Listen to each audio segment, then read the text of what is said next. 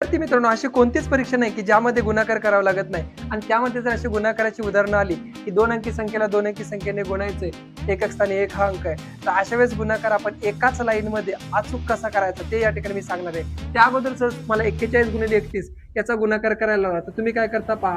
तुमची regular method तुम्हाला माहित असणं गरजेचं आहे. पहा 1 1 1 4 1 4 नंतर 1 0 आपण घेऊन 3 1 3 4 3 12 आणि नंतर याची बेरीज आपण करतो.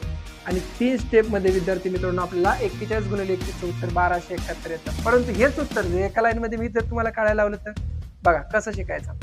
तर काय करायचं बघा, एकक स्थानी काय आहे 1 आहे म्हणजेच गुणाकारात 1 येणार आहे. त्यानंतर या दशक स्थानच्या दोन्ही अंकांची तुम्हाला बेरीज लिहायची आहे, म्हणजे 4 आणि 3 यांची बेरीज येते 7. या ठिकाणी तुम्हाला इथे बेरीज द्यायची आणि त्यानंतर त्याच दशक स्थानच्या दोन्ही अंकांचा गुणाकार या ठिकाणी पाठीमागे लिहा. झालं ना उत्तर. एकाच लाईन मध्ये फक्त 1 ते 2 सेकंदामध्ये उत्तर काढता येतं. आता या प्रश्नाचं उत्तर काढूया. बघा शेवटी 1 1 1 नंतर 5 आणि 3 या दोन्ही अंकांची बेरीज मध्ये लिहा.